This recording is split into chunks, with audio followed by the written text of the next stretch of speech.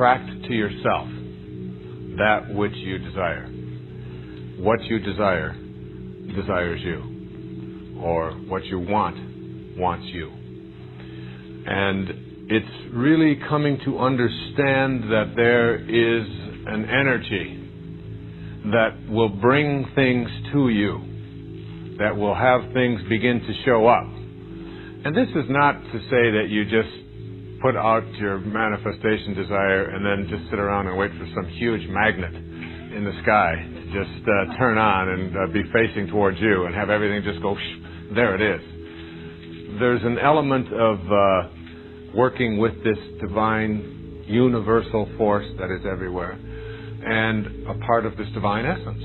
It is a divine creation. As you become more tuned into this divine consciousness, you begin to see that there's really a spiritual solution to every problem in your life. That the things that don't seem to be working, the problems that you may have, whatever they are, in relationships, in finances, in healing, and so on, that there is a solution in the physical plane that requires you to get up and do certain kinds of things and act in certain ways. But in back of that action is a thought. And the same force, or the same power that moves waves to particles, which is the act of creation, also moves your pictures or your thoughts into the world of form. The same intelligence, the same energy that moves a star across the sky moves a thought across your mind. This energy, this attractiveness, this attraction, this pull towards you and realignment of your intention with divine purpose is something that we can't measure in the physical world the way we would like to be able to measure, the way we can measure ohms and watts and so on when we're talking about electricity. Nevertheless, it is exactly the very same power, and the power that allows for anything to go from wave to particle also is behind your ability to think, and therefore your ability to picture, and your ability to decide what it is that you do desire. There is something inside of you that allows you to desire something. It isn't the desire I'm talking about. I'm talking about that which gives birth to it, that which allows it to be. The analogy here is when you begin to take care of your body in a certain way and to treat it well, to give it plenty of water, to avoid toxins, to give it the rest that it needs, to nourish it with the proper vitamins and minerals, to give it the proper amount of exercise, to do the things that show that you are respectful of this garage that is housing your soul. It becomes automatic. It isn't any longer something that you have to struggle with, that you have to work on, and that you have to think about all the time. You go to automatic. It's a lot like writing also, and creating, and painting, and music. You know, when Picasso was interviewed about his painting, and they asked him, how do you paint? He said, when I go into the studio, I leave my body and my mind at the door, the way the Muslims leave their shoes before they enter the mosque. And I just allow my spirit into that world. The spirit, this soul, this force that I have talked so much about in this whole entire program is really a power of love that you feel in your heart. It isn't something that you process with your mind. But when you understand it and know that it is an energy that is working, that brings things into the world, into your world, realigns you, if you will, with what it is you'd like to create or have for yourself, you begin to cooperate. See, this divine intelligence will cooperate with you. But again, only if you feel that you're worthy, and only if you know that you and it are connected. The minute you sense any sense of separation, it shuts off. The minute you place an obstacle there, it will shut off. I'll give an example of how this energy works in overcoming some of the things that are struggles for most people in our lives. Most of us have addictions of one kind or another. Almost everyone suffers from some form of addiction. And when I say addiction, I'm talking about something that seems to have more power or control over us than we would like if things were to be perfect. So for some, it's sugar. For some, it's alcohol. For some, it's drugs. For some, it's food. For some, it's approval. Needing to be a part of the tribe. What will they think? Remember the mantra of the tribe.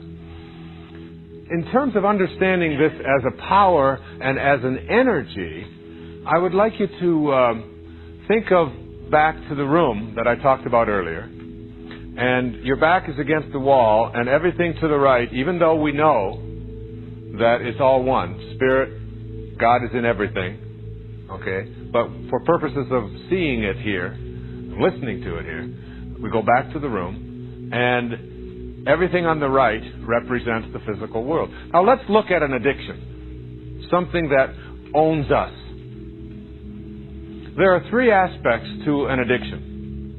It's going to be an addiction to money. It's going to be an addiction to power. Also anything at all. For many in our culture, it is to drugs and to alcohol. A problem that we are going to have to resolve, not with legislation, but with a new spiritual awareness. The only thing that ever has seemed to work for getting people off of addictions is AA, Alcoholics Anonymous, which has as its base spirituality, God. Finding the solution to that which controls you in something other than that which is external to you. Finding it within yourself. And I speak from experience. Today I am a camel. A camel is an animal that starts his day out on his knees, and it ends its day on its knees. And it can go 24 hours without a drink. And there was a time when I didn't and I couldn't. And I played around with substances. And I played around with alcohol. And I drank it every day. Not enormous amounts. Never in serious trouble like DUIs and things like that. But just so that it was just a part of my daily life. And then I found as my life and my work moved more into a spiritual dimension, that it became less and less important to me. And I found that I was able to sort of notice it and observe it and no longer be attached to it. So that if you look at an addiction from everything to the right-hand side of your room in the physical plane, there are three aspects of it, all of which are in the physical domain. There is the craving, there is the craver, and there is that which is craved. And all of those are on the right-hand side of the room. The craver is the person, the body. The craving is the thought, the image. I want that, I need that, I must have that. It's different from the craver. And that which is craved, which is external to me. The cocaine, the marijuana, the drugs, the sugar, the hot fudge sundae, the whatever it is. And it's all in the physical domain. And as long as you stay here in the physical domain and try to deal with it and get rid of it in your life, you are still trapped because you haven't gone to your source. The source is the way you transcend the duality of the physical plane.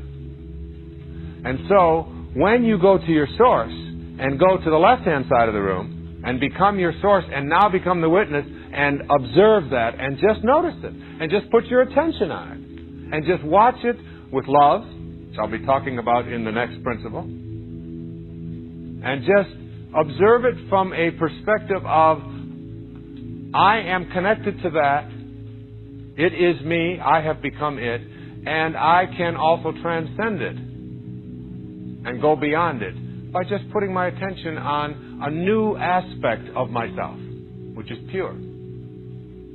And so from the position of the source, or the sorcerer, you just watch it. And it's not you. You're free from it. You are just noticing, oh, there goes Wayne again. going to have another beer. And he thinks he really must have this and all. But from the perspective of the witness, of the observer over here, you are pure love. Because that's what God is. That's what the higher part of you is. Just pure unconditional love. And you direct that energy to that aspect of you which has allowed itself to be addicted. And it disappears. When I left those things behind many, many years ago in my life, it was as a result of saying and hearing a voice. And the voice said, "You've tried everything else. Now try me." And when I went there and truly went there, and then began my manifestation meditation on that, it was gone. And now today, I can look at those things that I used to crave, those cravings. I can look at the craver and all that is craved, and I can laugh at it.